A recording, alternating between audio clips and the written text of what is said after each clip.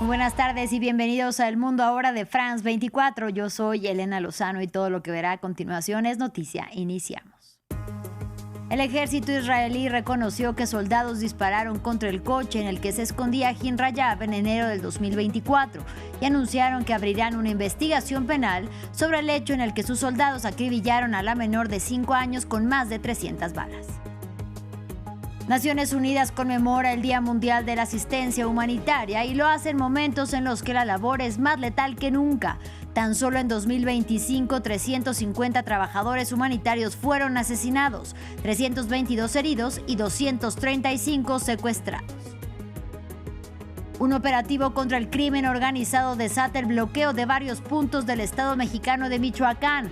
Se trata de una entidad golpeada por la delincuencia y que desató alertas de seguridad por parte de Estados Unidos. Tenemos reporte.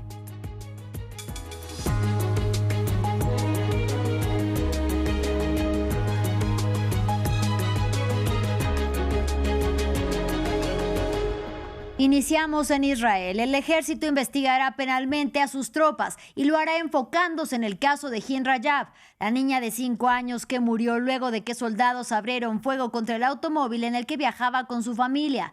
La llamada de emergencia que la menor sostuvo con la Media Luna Roja Palestina es el mayor testimonio de lo que vivió mientras suplicaba por ayuda, al tiempo que era acechada por soldados israelíes. Hugo Caro Jiménez tiene los detalles.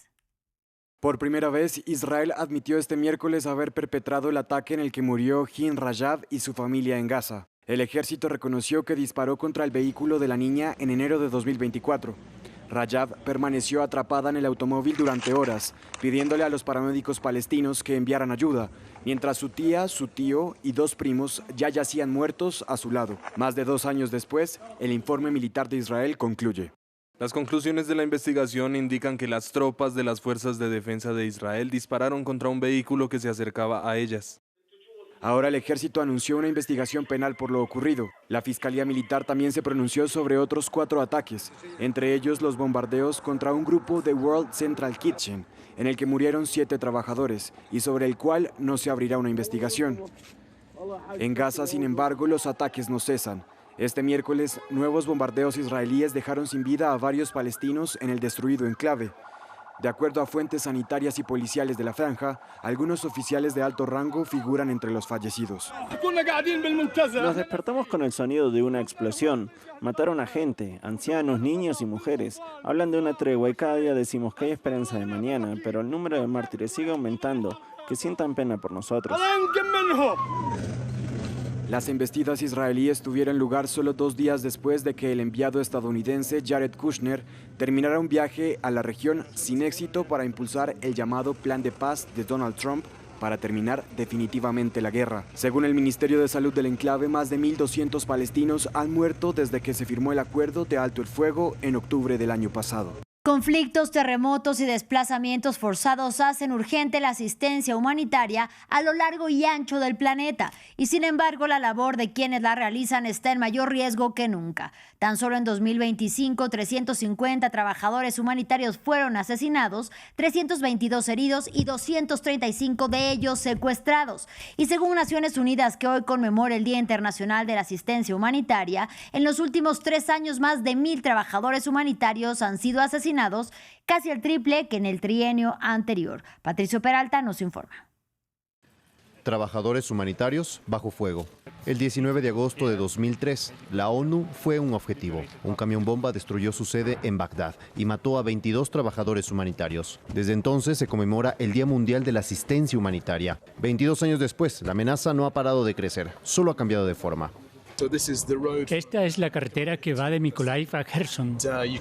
Los ucranianos la llaman la carretera de la muerte porque está plagada de ataques de drones. 2025 fue otro año mortal para los trabajadores humanitarios. En su último informe, la ONU registra 907 víctimas de violencia. 350 murieron, 322 fueron heridos y 235 secuestrados, según la OCHA. Gaza siguió siendo el lugar más letal por 3er año consecutivo con 186 muertos. El 68% por bombardeos aéreos. En Sudán, las muertes suben por quinto año seguido. 71 trabajadores asesinados, la mayoría por disparos. A la lista de mayor riesgo se suma Ucrania, Etiopía, Siria, Haití, Chad y Camerún, donde los secuestros y los bombardeos son la principal amenaza. Tiene que haber rendición de cuentas. Tenemos que asegurarnos de que las reglas se mantengan al día con estos desarrollos tecnológicos que están causando daños tan horribles a los civiles y a los humanitarios. En 3 años, más de 1.000 trabajadores humanitarios han sido asesinados. Y 2026 va en la misma línea, con 82 muertos, 97 heridos y 39 secuestrados. Este año las organizaciones humanitarias trabajan para llegar a 87 millones de personas que afrontan las necesidades más graves en todo el mundo. 22 años después de Bagdad, ser trabajador humanitario sigue costando la vida. Ahora vamos a Ucrania, donde podría avecinarse una crisis política. Hoy el Parlamento votó para respaldar el nombramiento de Yevgeny Kamara como nuevo ministro de Defensa. Y esto luego de que el destituido Mikhailo Fedorov hiciera un llamado a elecciones y denunciara corrupción en el gobierno de Volodymyr Zelensky. En respuesta al pedido de Fedorov, cientos de residentes de Kiev, la capital ucraniana, se congregaron para nuevas protestas. Mientras Volodymyr Zelensky hace frente a la invasión rusa, la tensión interna aumenta. Yevgeny Kamara fue ratificado este miércoles como nuevo ministro de Defensa de Ucrania, un día después de que su antecesor, Mikhailo Fedorov, pidiera elecciones en una explosiva y desafiante declaración. Kamara, que ya ejercía el cargo de forma interina desde la destitución de Fedorov el mes pasado, deberá contrarrestar rápidamente el descontento desatado por las palabras de su predecesor. La democracia no puede ser rehén de Rusia. Debemos encontrar un mecanismo legal, seguro y realista que permita a Ucrania restablecer un proceso democrático plenamente funcional, incluso en condiciones de una guerra prolongada. Y mientras el Parlamento confirmaba al nuevo ministro de Defensa, en las calles las personas se hicieron eco de la solicitud de Fedorov. Pidieron también elecciones, aunque escépticos sobre la posibilidad de que en realidad ocurran. No veo la manera. Me gustaría, pero no veo la forma. Aquí todo es posible. Me gustaría creer que sucederá, porque no sabemos cuándo terminará la guerra. Nuestro gobierno está perdiendo el contacto con la realidad. Necesitamos renovarlo. Apoyo la declaración de Fedorov, pero no creo que haya elecciones. Creo que Volodymyr Zelensky debería dimitir. Y al caos político se suma otro ingrediente. Este miércoles, Zelensky destituyó a la subdirectora de la oficina presidencial, luego de que los agentes anticorrupción ucranianos anunciaron haber descubierto a un grupo bajo sospecha de blanqueamiento de dinero, entre cuyos miembros se encontraba la destituida funcionaria. El hecho podría avivar aún más la tensión que sembró Fedorov, el primer perfil de alto nivel que solicita elecciones presidenciales desde que estalló la guerra. Aunque no mencionó que se presentaría eventualmente a los comicios, su figura toma cada vez más fuerza. La Constitución de Ucrania no permite celebrar elecciones mientras el país se encuentra bajo ley marcial. Sin embargo, la presión hacia Zelensky ha venido también por parte de líderes internacionales, como el mismo Donald Trump. Si bien el presidente es una figura emblemática por su labor en tiempos de guerra, su mandato no ha sido puesto a prueba en las urnas desde la invasión rusa en febrero de 2022. La Fiscalía Federal de Alemania anunció la detención en Croacia de un segundo sospechoso de participar en 2022 en el sabotaje del gasoducto Nord Stream que transportaba gas desde Rusia a suelo alemán. El detenido fue identificado como Vladimir Z y las autoridades afirman que es un experimentado buzo que formó parte del grupo comando que destruyó la infraestructura situada en el mar Báltico. El ataque ocurrió 7 meses después de la invasión rusa a Ucrania.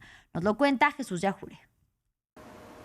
Detenido en Croacia, un segundo sospechoso de participar en las explosiones del gasoducto Nord Stream. Se trata de un ucraniano que podría ser extraditado a Alemania. Los fiscales afirmaron que integró el grupo que saboteó el sistema de tuberías submarinas diseñado para abastecer a Europa de gas natural. Según la investigación, creemos que es uno de los buzos sospechosos de haber colocado los explosivos en los gasoductos.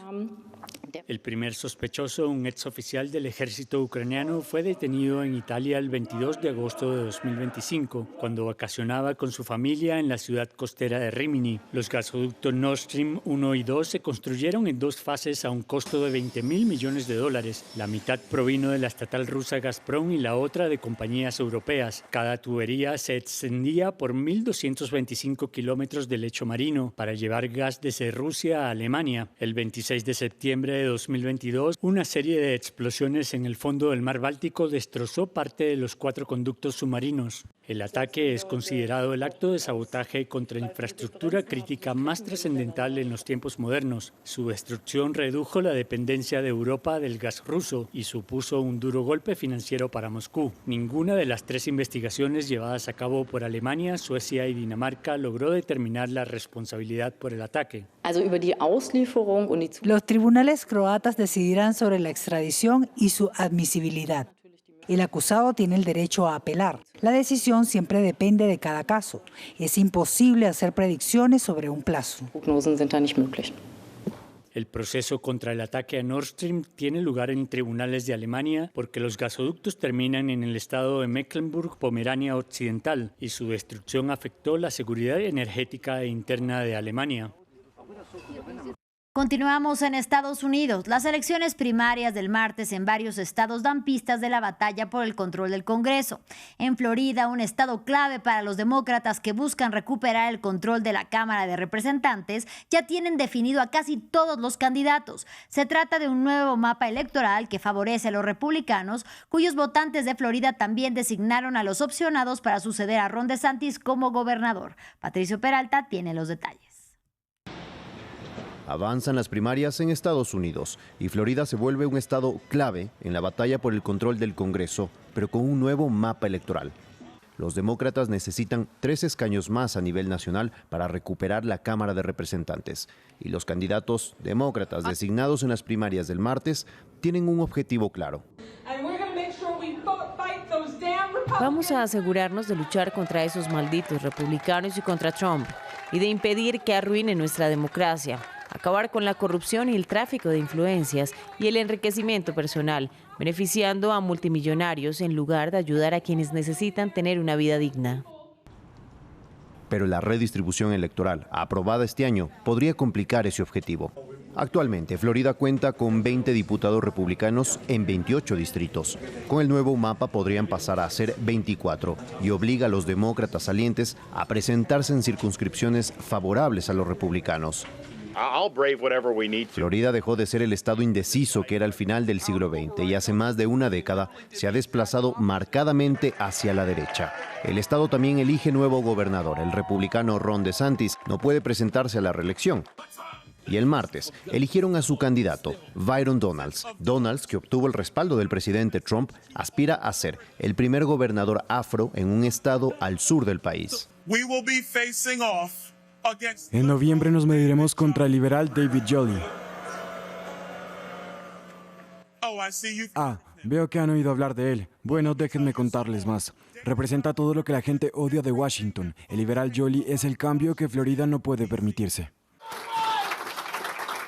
Mientras que los demócratas votaron por David Jolley, ex republicano, quiere devolver a los demócratas el poder del estado luego de más de 30 años de dominio republicano y ha cuestionado la polarización política. Finalizamos en México. Un operativo del gobierno de Claudia Sheinbaum contra el crimen organizado desató el bloqueo de varias vías, la quema de vehículos y hechos de violencia en distintos puntos del estado de Michoacán. Se trata de una entidad golpeada por la delincuencia y que desató alertas de seguridad por parte de Estados Unidos, país vecino que impuso restricciones para la exportación de aguacate, también llamado como oro verde, y que ha sido blanco de grupos criminales en México. Desde Ciudad de México, los detalles con nuestro corresponsal Jorge Hurtado.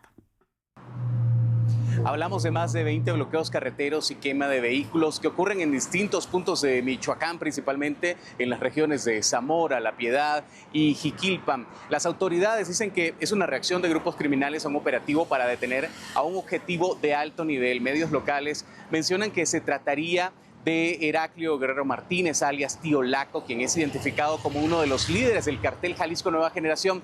La presidenta Sheinbaum confirmó el operativo durante su mañanera de hoy. El gobernador de Michoacán, Alfredo Ramírez Bedoya, informó que se están reforzando las acciones en esas regiones. Los hechos ocurren, sí, mientras México y Estados Unidos profundizan su cooperación contra el narcotráfico en Buenos Aires, Argentina, durante la Conferencia Internacional para el Control de las Drogas. El director de la DEA, Terry Cole, calificó al secretario de Seguridad mexicano Marc García Harfuch como un socio confiable y dijo un buen amigo de Estados Unidos. Washington amplió su ofensiva simultáneamente contra las dos principales estructuras criminales mexicanas. Primero puso el foco en el cartel de Sinaloa, particularmente en la fracción de los Chapitos, y ahora elevó la presión contra el cartel Jalisco Nueva Generación con recientes anuncios de sanciones financieras y también recompensas que superan los $100 millones para 8 de sus principales líderes. Fin del informativo, gracias por su compañía y hasta la próxima.